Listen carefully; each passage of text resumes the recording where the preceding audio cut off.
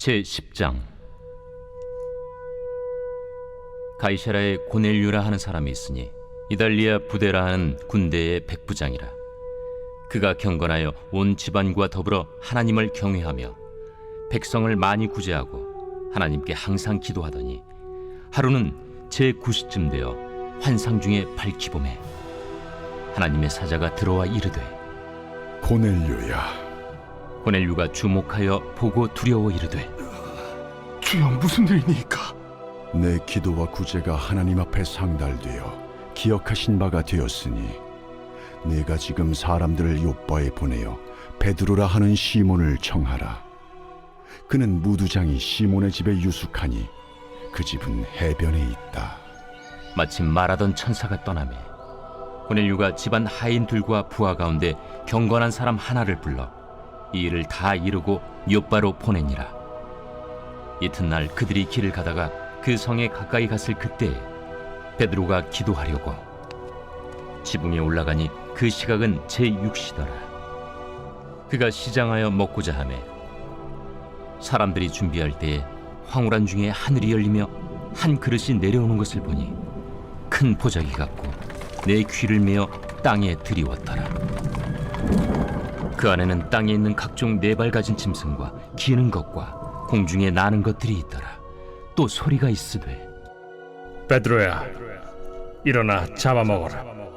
주여, 그럴 수 없나이다. 속되고 깨끗하지 아니한 것을 내가 결코 먹지 아니하였나이다. 또 두 번째 소리가 있으되, 하나님께서 깨끗하게 하신 것을 네가 속되다 하지 말라. 이런 일이 세 번 있은 후 그 그릇이 곧 하늘로 올려져 가니라. 베드로가 본 바 환상이 무슨 뜻인지 속으로 의아해하더니 마침 고넬료가 보낸 사람들이 시몬의 집을 찾아 문 밖에 서서 불러 묻되, 베드로라 하는 시몬이 여기 유숙하느냐? 베드로가 그 환상에 대하여 생각할 때에 성령께서 그에게 말씀하시되, 두 사람이 너를 찾으니 일어나 내려가 의심하지 말고 함께 가라. 내가 그들을 보내었느니라. 베드로가 내려가 그 사람들을 보고, 내가 곧 너희가 찾는 사람인데 너희가 무슨 일로 왔느냐? 백부장 고넬료는 의인이요 하나님을 경외하는 사람이라 유대 온 족속이 칭찬하더니 그가 거룩한 천사의 지시를 받아 당신을 그 집으로 청하여 말을 들으려 하느니라. 베드로가 불러들여 유숙하게 하니라. 이튿날 일어나 그들과 함께 갈새 요빠에서 온 어떤 형제들도 함께 가니라. 이튿날 가이사라에 들어가니 고넬료가 그의 친척과 가까운 친구들을 모아 기다리더니 마침 베드로가 들어올 때에 고넬료가 맞아 발 앞에 엎드려 절하니 베드로가 일으켜 일어서라, 나도 사람이라. 더불어 말하며 들어가 여러 사람이 모인 것을 보고, 유대인으로서 이방인과 교제하며 가까이 하는 것이 위법인 줄은 너희도 알거니와 하나님께서 내게 지시하사 아무도 속되다 하거나 깨끗하지 않다 하지 말라 하시기로 부름을 사양하지 아니하고 왔노라. 묻노니 무슨 일로 나를 불렀느냐?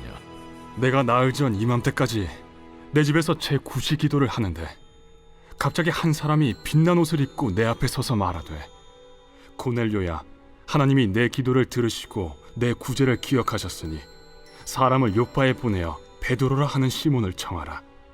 그가 바닷가 무두장의 시몬의 집에 유숙하느니라 하시기로 내가 곧 당신에게 사람을 보내었는데 오셨으니 잘하였나이다.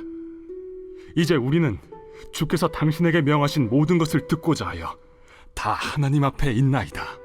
베드로가 입을 열어 말하되, 내가 참으로 하나님은 사람의 외모를 보지 아니하시고 각 나라 중 하나님을 경외하며 의를 행하는 사람은 다 받으시는 줄 깨달았도다. 만유의 주 되신 예수 그리스도로 말미암아 화평의 복음을 전하사 이스라엘 자손들에게 보내신 말씀, 곧 요한이 그 세례를 판포한 후에 갈릴리에서 시작하여 온 유대에 두루 전파된 그것을 너희도 알거니와 하나님이 나사렛 예수에게 성령과 능력을 기름 붓듯 하셨음에 그가 두루 다니시며 선한 일을 행하시고 마귀에게 눌린 모든 사람을 고치셨으니 이는 하나님이 함께 하셨음이라. 우리는 유대인의 땅과 예루살렘에서 그가 행하신 모든 일의 증인이라. 그를 그들이 나무에 달아 죽였으나 하나님이 사흘 만에 다시 살리사 나타내시되 모든 백성에게 하신 것이 아니요 오직 미리 택하신 증인 곧 죽은 자 가운데서 부활하신 후 그를 모시고 음식을 먹은 우리에게 하신 것이라. 우리에게 명하사 백성에게 전도하되 하나님이 살아있는 자와 죽은 자의 재판장으로 정하신 자가 곧 이 사람인 것을 증언하게 하셨고 그에 대하여 모든 선지자도 증언하되 그를 믿는 사람들이 다 그의 이름을 힘입어 죄사함을 받는다 하였느니라. 베드로가 이 말을 할 때에 성령이 말씀 듣는 모든 사람에게 내려오시니 베드로와 함께 온 할례 받은 신자들이 이방인들에게도 성령 부어 주심으로 말미암아 놀라니 이는 방언을 말하며 하나님 높임을 들음이러라. 이에 베드로가 이르되 이 사람들이 우리와 같이 성령을 받았으니 누가 능히 물로 세례 베품을 금하리요 예수 그리스도의 이름으로 세례를 베풀라. 그들이 베드로에게 며칠 더 머물기를 청하니라.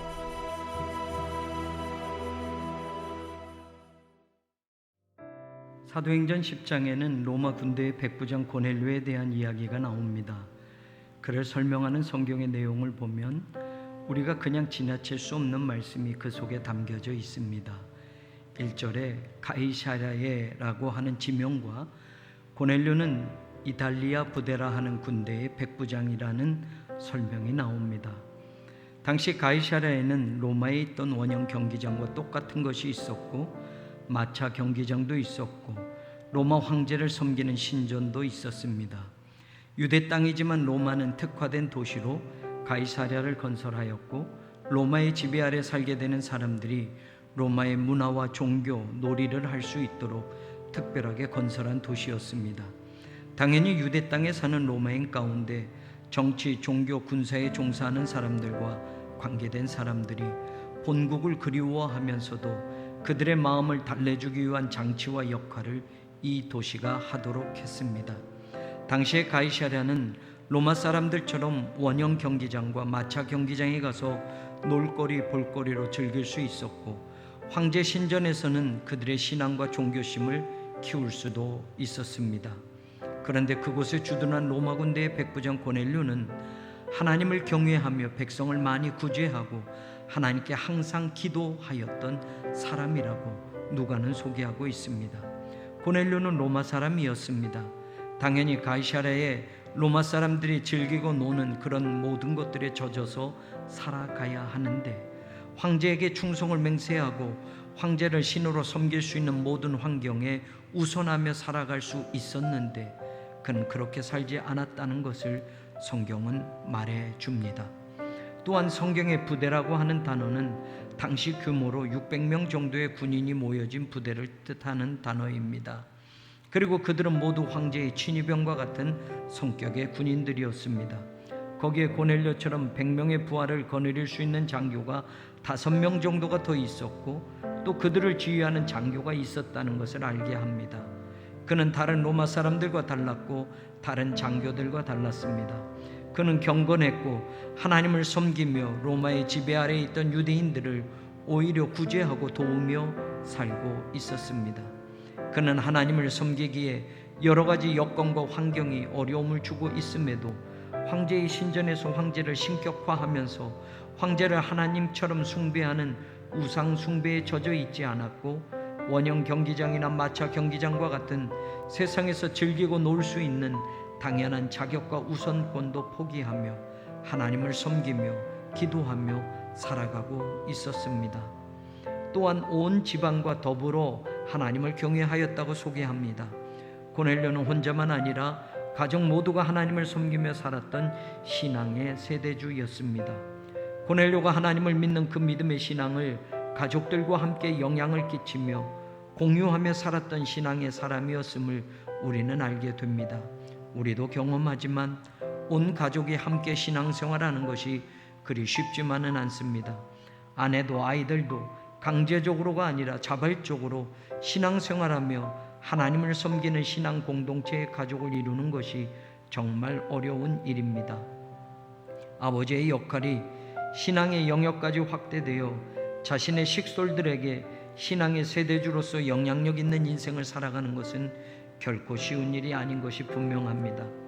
이국 땅에서 고넬료가 하나님을 어떻게 믿게 되었는지 우리가 정확히 알 수는 없지만 자신의 신앙과 믿음을 자신과 가족과 이웃에게 영향을 끼치며 살아가는 사람이 되었다는 것은 지금도 본받을 만한 일이 분명합니다. 백성을 구제하였다는 표현은 문법적으로 현재 분사로 표현되어져 있기에 그 구제는 어쩌다 하는 구제나 한 번으로 끝나는 구제가 아니라 지금까지 계속 이루어지고 있는 구제라는 것을 알게 됩니다. 항상 어려운 사람들을 구제하고 항상 하나님께 기도하면서 그는 자신의 경건한 신앙을 유지하고 지켜왔던 것이었습니다.